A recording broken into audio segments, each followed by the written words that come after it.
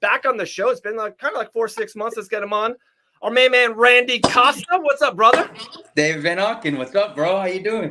What's up, man? That's my guy, John Radford. John Randy. Nice to meet you, What's up, my guy, John Radford? How you doing, bro? Good to meet you too, brother.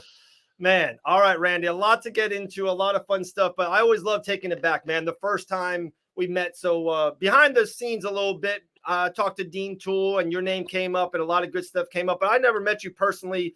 And our girl, Maddie Levine, who does a lot of stuff for us here at Fight Bananas, she's known of you and did some stuff with Cage Titans or whatever, and he's like, yeah, man, Randy's good people. I'm like, hell yeah, let's go. So as soon as I met Randy, he was with his boys. It's a very pressure week, the media day week and weight cut week. But like, I love that energy. You were giving me magnetism back. I was like, let's go. I was pumped. Huge fight with Jason Knight. Probably, that fight still lingers to this day. It's probably going to follow you for your whole career. But it was just great, that energy in Biloxi, Mississippi, brother. That was an awesome time.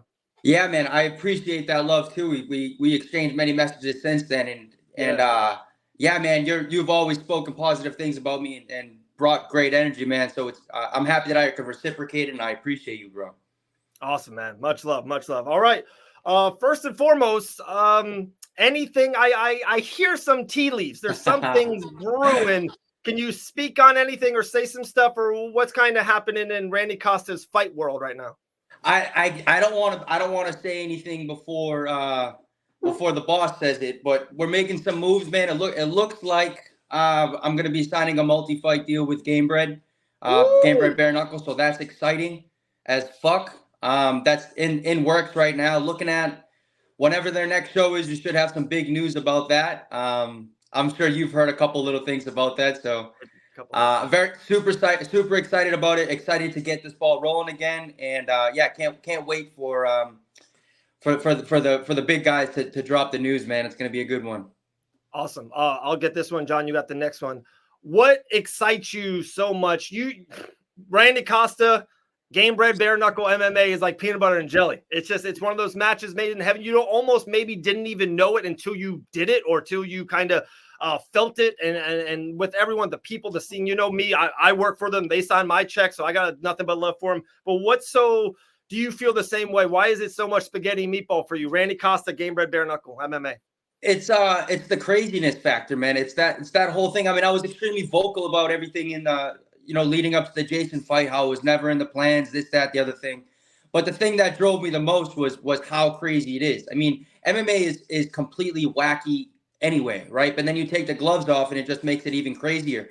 And I don't think that I necessarily fit the mold of like if you're going to draw a bare knuckle fighter, you're probably not going to draw somebody that looks like me or talks the way that I talk or any of those things. So I feel like it's a wide open market, and I feel like it's that I can make a lot of noise in Gamebred BareKnuckle, and especially with my style, I think it's very complimentary of the bare knuckle of the bare knuckle stuff, because I mean, you watch any of my fights, there's no secret. I'm like a bat out of hell from the beginning. It's inflicting as much damage as I can, right? I'm sprinting. I don't know how long I'm gonna last for, but I'm gonna sprint.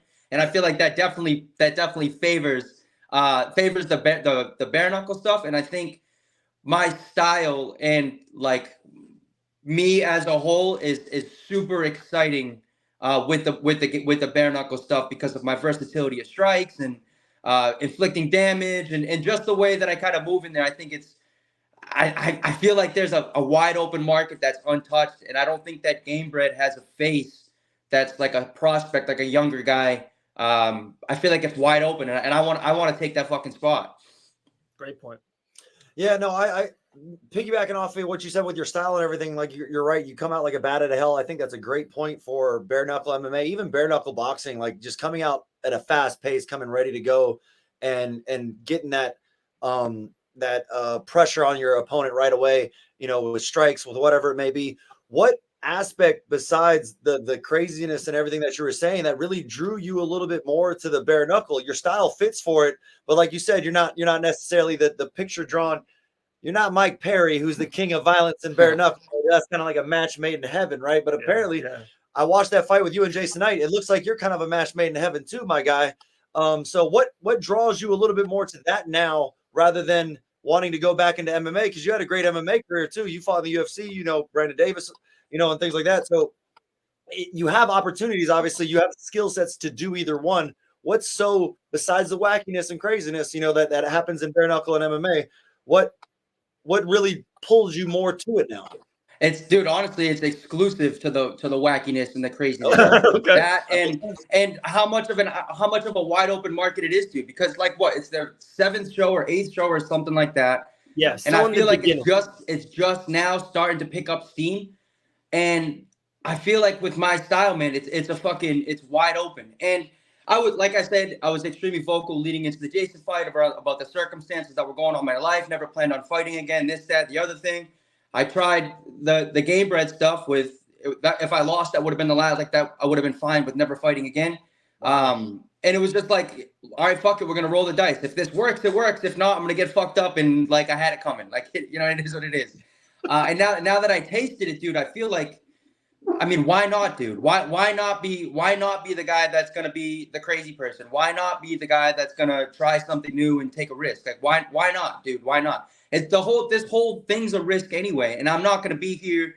I'm not gonna be here on this planet forever, dude. Right? So if I go 5 years, 10 years down the line, and I'm like, dude, there was a wide open market that I didn't explore, and it was just because I wanted to fight with gloves on instead. Like, it's just, to me, it's silly. I'd rather take the risk and I guess trailblaze a little bit, like try to figure it out on my own. If I'm gonna fail at this shit, dude, I'm gonna fail it on my way. Like, I'm not gonna fail on somebody else's way. I love it, Randy. It's so crazy. It's like, and I know you will totally understand this. Another guy in the UFC, and even you're not, to me, definitely another guy. You're very fun. You're one of the fan favorites, and that's why your name came up when it did come up for a big match and everything with Jason Knight. But just being another good fighter in the UFC, man, that's a machine, right? They're printing money and they're keep moving. They got UFC 302. I'll ask you about that this weekend. But there's going to be a UFC 303 with Connor. Then there's a UFC 304. They're a machine. You and Gamebred BareKnuckle, like, in a weird way, you could be one of those, you know, Randy Couture. You could be like a Ronda Rousey type for Gamebred BareKnuckle, like I said, in a trailblazing, pioneerish kind of way. And I love that for you. I know they love you. Back to your fight and what, it's just, you're a firecracker right away with the gloves on. Now you take the gloves off. I don't know who can withstand 80 seconds with you. I don't. Like, until we see that man in that weight class, I will be surprised. It's just a match made in heaven. And I do love how you can be a Mount Rushmore type of guy for Gamebred BareKnuckle. And I know they have a lot of big things in the works, a big end of 2024. You know, like I said, if you're talking to them too, I wouldn't have to get into details, but they got a lot of big stuff going different countries, you know, Saudi Arabia, all kinds of type of big shit going to happen for Gamebred BareKnuckle. Definitely, bro. It's super cool. And like I said, man, I feel like it's a wide open market. I mean, dude, I'm not even 30 yet, right? I feel like I have probably 4 or 5 more years. I'm just touching my prime. I probably have 4 or 5 more years. And if I can commit to something that's wacky, that's new, that I know that I can succeed in just based on my fighting style, like win or lose, like it's going to be nuts, like for sure going to be nuts, you know? So if I can, I don't know, man, I feel like there's some major potential here in terms of business, in terms of professional, in terms of, you know, there's a lot of things, dude. And like another thing, man, right, is that Brandon Davis, I love that dude. Super fucking cool, man. He's the man. All love for him, right? We fought in the UFC. That was my debut, right? UFC and I 236. Feel like 236, Atlanta, Georgia, bro. Atlanta, Georgia. Like, I feel like that's another thing, man. Like, if I can beat one of those demons, like get a little bit of redemption over somebody in this sport that I lost to already, that gave me my first loss. Like, I feel like there's a lot of different like avenues that this whole thing can go. And I believe, if I'm not mistaken, I think at one point Renan Barão had a deal with Gamebred. I think that there's a lot of, and I think it's going to keep getting bigger and bigger, especially if they're talking about, you know, multiple cards a year, especially multiple cards going into the end of the year. They're going to have new talent. There's going to be new exciting guys. I'm not the most exciting guy out there. There's going to be more exciting names, and I just, dude, like, there's just so much fucking potential in it. Yeah. Why not, dude? Let's go crazy. Why not? I was actually going to ask you exactly that. You said about something redemption. I was going to ask you, like, on two ones. Who in your former MMA career that you would love to fight again, you know, maybe to get some redemption back, but also who on the roster right now are you looking at that might be a great matchup for you? Whether it be exciting or just something you can win, either way. Yeah, I mean, Like I said, it's all love and respect to Brandon, but that's a fun one, man. That's a fun one. Dude, if you watched our first fight, bro, that was crazy. Right now, let's take the gloves off, make it crazier. Like, why not, dude? Randy, real quick, maybe don't you think that you and Brandon Davis would be a great main event? You know, maybe in the Panhandle, maybe in Biloxi somewhere, maybe even for a championship. That would be pretty for big. A belt, bro. Maybe for a belt. Maybe that Why might not, be pretty dude? cool. Why not, dude? You can sign me up. Yeah. No, it's same crazy, thing, man. He's a good guy. He really is. Brandon's great. I know he's a family guy. When I was in the ring with him, you know, he just coached his son because that's where we were in Biloxi. Yeah, you and Brandon would be absolute fireworks. It's a great headliner for sure, I think. And dude, he's super cool people, man. I mean, we've stayed in contact since the first time that we fought. After I beat Jason, I went up to him right away and I was like, you know, respect, whatever. And then he sent me like a nice message a couple days later, just like giving love. Like, he's fucking cool people, man. Like, real cool people.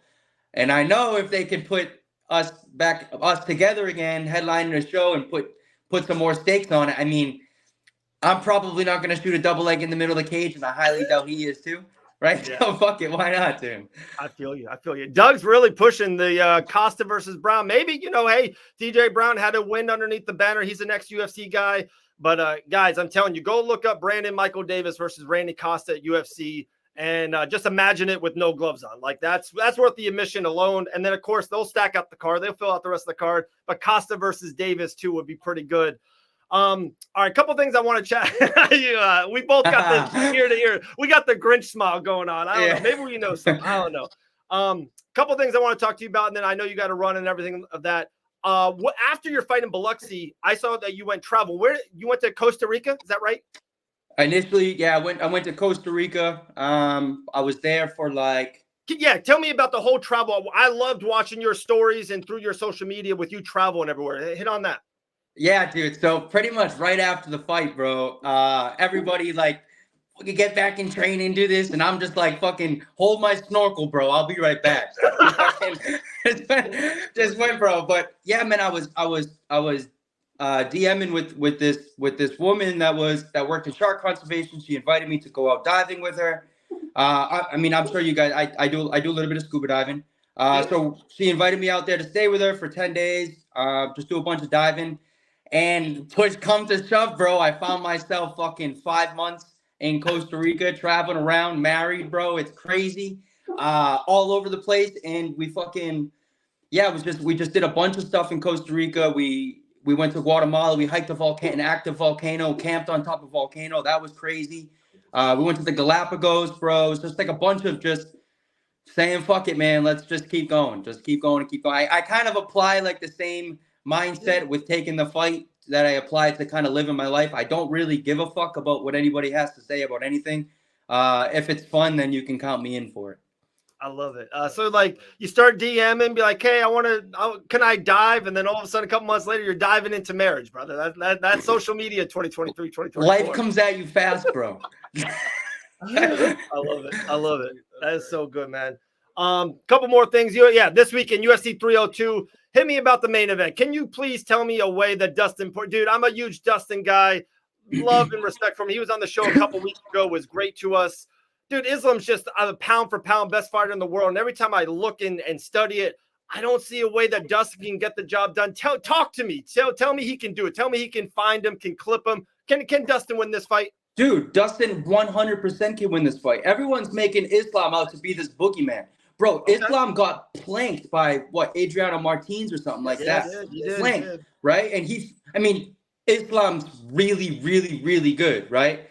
But he's not Khabib either, right? He's a human. He gets hit, he has two hands, and he bleeds, right? Watch his fight against Volkanovski, his first fight against Volkanovski.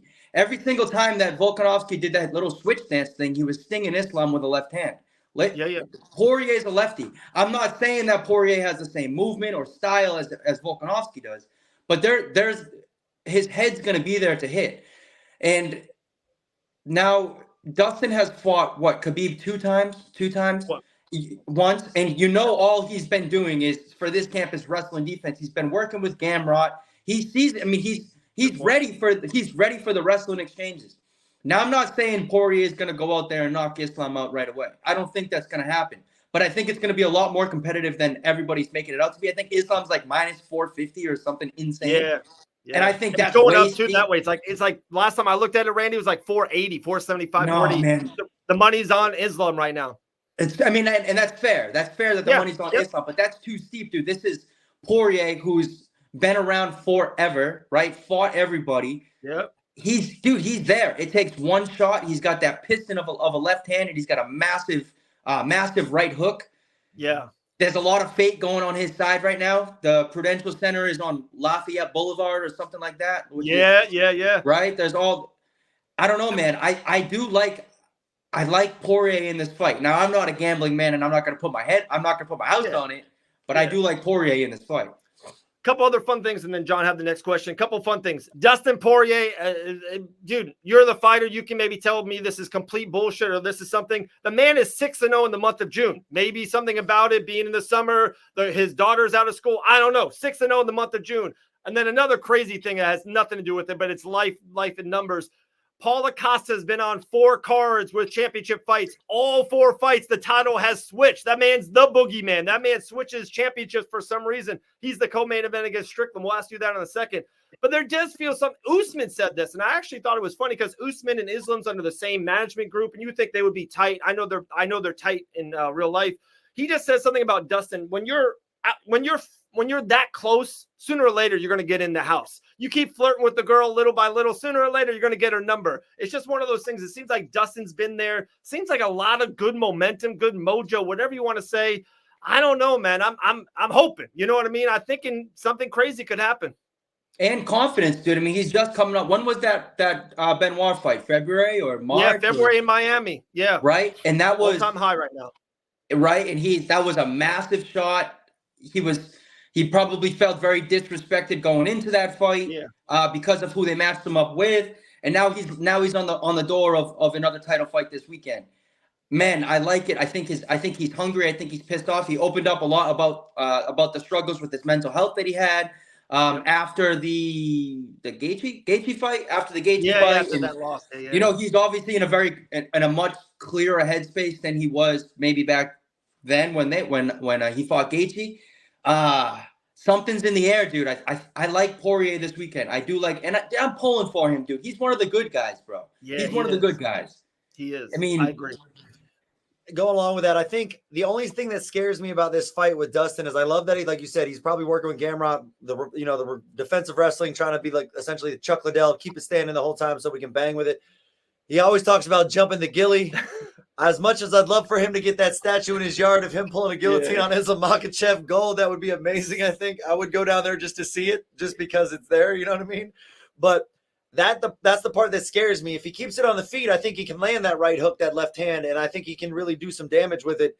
If he pulls that guillotine and it doesn't land the right way, I don't know if he gets stuck there, if he can make it out of the round fully. If he does, great. I'm a little iffy on that, but like he said, you miss every guillotine you don't pull, right? You miss every one you don't pull. But yeah, so I don't think that guillotine attempt is really going to be there this fight. I don't think that's going to be an opening, right?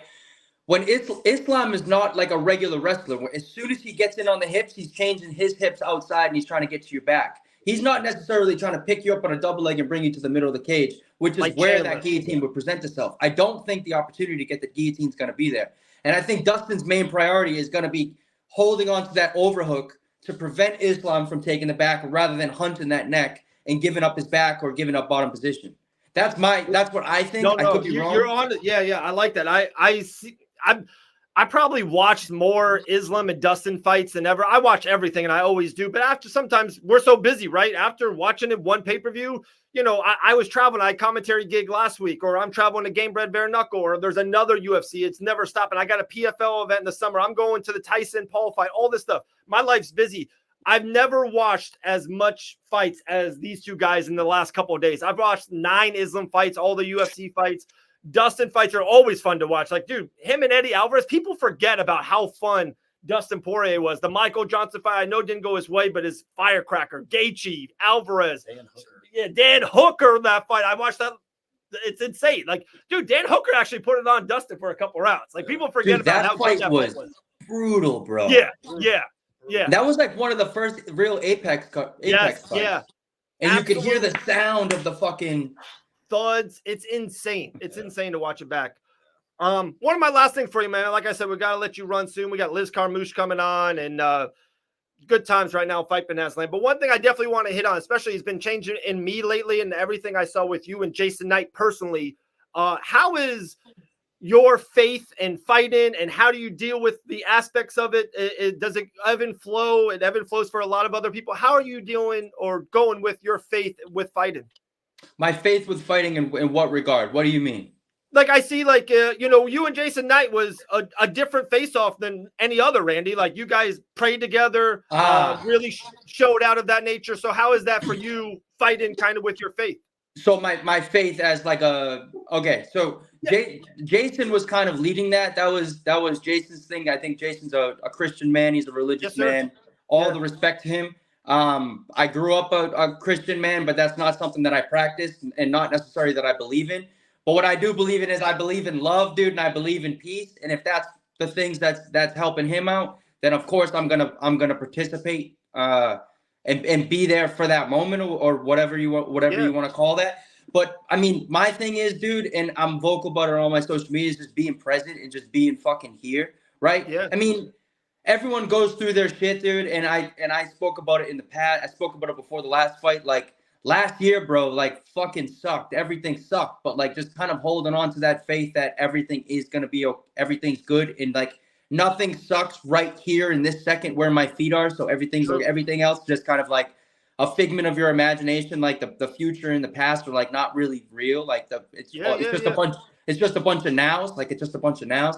So I guess with my faith, it's really like non-existent in terms of like a typical religious faith. But that whole thing with Jason, man, that was a cool thing. I'm glad I got to be there for Jason because I know that that's his thing. That's something that he respected, and that's something I respect about him. So that was definitely a really cool moment. I'm glad that I got to share that with him, both at the weigh-ins and before we fought. And while the rules meeting, he did a prayer as well, and that's not my cup of tea, dude. But that was like I respect him, so that's something that I guess I'm honored to participate in with him.